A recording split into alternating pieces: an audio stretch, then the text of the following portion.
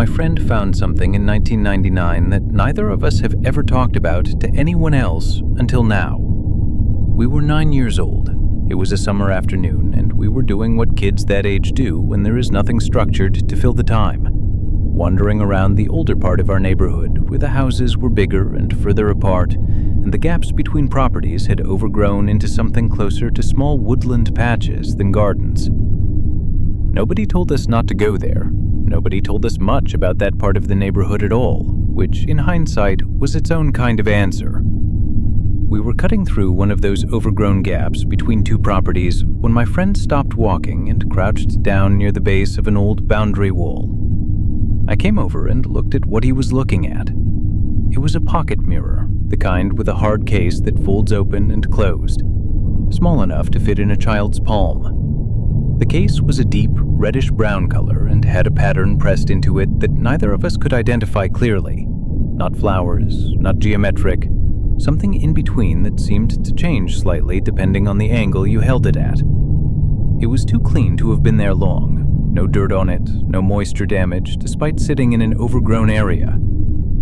My friend picked it up and turned it over in his hands, and I remember thinking even then that it looked less like something that had been lost and more like something that had been left. Neither of us said that out loud. We were 9. We just thought it was interesting and took it home. My friend kept it initially because he found it. We spent that afternoon opening and closing it and examining the pattern on the case and looking at our reflections in it the way kids do with any mirror, making faces, holding it at different distances. The mirror itself was slightly unusual in that the reflection it gave back was marginally darker than a normal mirror. Not dramatically, just enough that your reflection looked like it was in a room with slightly less light than the room you were actually in. We noticed it, but did not think much of it. Old mirror, old glass, probably just the quality of it. My friend took it home that evening, and I did not think about it again until he called me 2 days later and told me something had happened. He said he had woken up the previous night at some point after midnight, and the mirror was open on his bedside table. He was certain he had closed it before going to sleep because he specifically remembered doing it. He said the reflection in it when he saw it open in the dark was wrong in a way he could not fully describe, except that it did not look like his ceiling, which was what should have been reflected given the angle it was lying at. I asked him what it looked like instead. He said it looked like it was reflecting somewhere that was darker than his room and further away than the surface of a mirror should be able to show. He had closed it and put it in his drawer and had not opened it since. I told him it was probably just the angle and the dark playing tricks. He said maybe, and we moved on to talking about something else. He gave the mirror to me about a week later. Not dramatically, he just brought it to school one morning in his bag and handed it to me at lunch and said he did not want it in his room anymore and that I could keep it or throw it away. He did not care which. He said it without making a big deal of it, which was somehow more unsettling than if he had seemed scared. I took it home and put it on my desk and left it closed.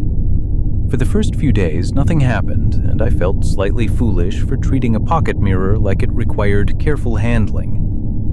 I opened it once during that period, looked at my reflection, closed it again. The reflection was still that same shade darker than it should have been, but I had convinced myself that was just the age of the glass. The first thing I noticed that I could not explain was on the 4th night. I woke up at some point in the early hours and the mirror was open on my desk. I had closed it.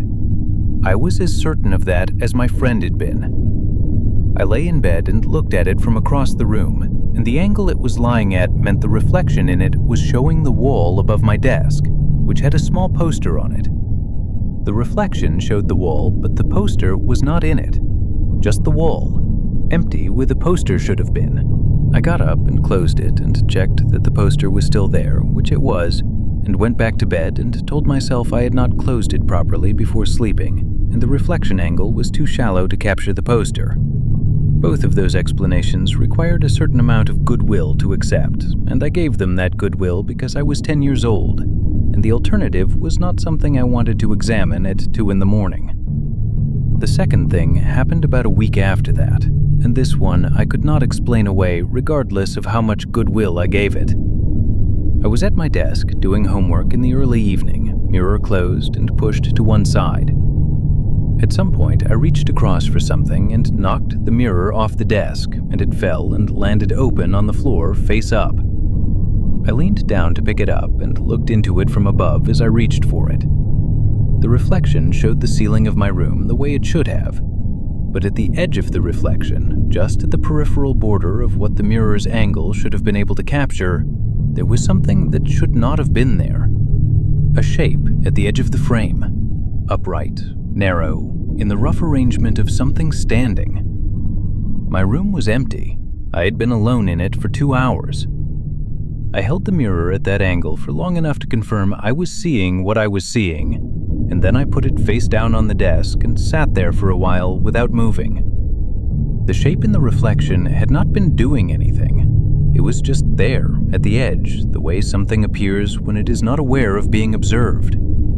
That specific quality of an unguarded moment, which was the part that stayed with me the longest because it implied that whatever was appearing at the edge of that reflection was not performing for the mirror. It was just there, and the mirror was showing it the same way it would show anything else in the space it was reflecting. I did not open the mirror again after that. I kept it closed in my desk drawer for about 2 months. During those 2 months, nothing unusual happened in my room, and I had almost fully convinced myself that I had been a 10-year-old with an overactive imagination working on a low-quality mirror that distorted reflections slightly.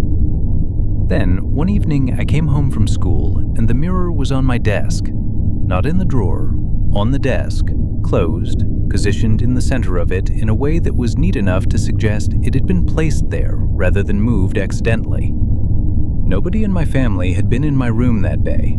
I asked both my parents separately, and neither of them had gone in. My room did not have a lock, so it was not impossible for someone to have entered, but there was no reason for anyone to have done so, and certainly no reason for anyone to have moved a mirror from a closed drawer to the center of a desk. I picked it up and held it for a moment without opening it. Then I took it outside to the back of our garden and put it in the bin. My friend and I did not talk about it again for years. It came up once when we were in our late teens, briefly, and we both confirmed to each other that we remembered it the same way.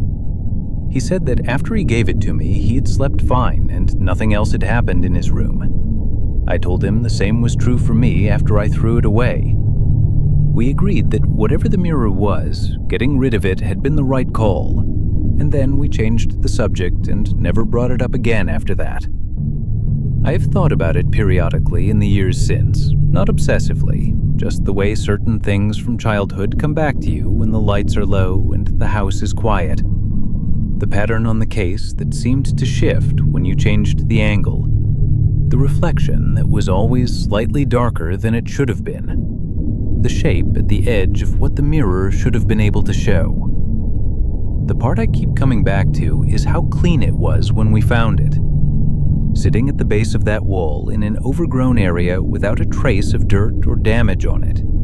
Too clean to have been there long. Too clean to have been lost. I think about who left it there and whether they left it on purpose, and whether the person who left it found what they were trying to get rid of, or whether it just found someone else eventually. I think about that second part more than the first,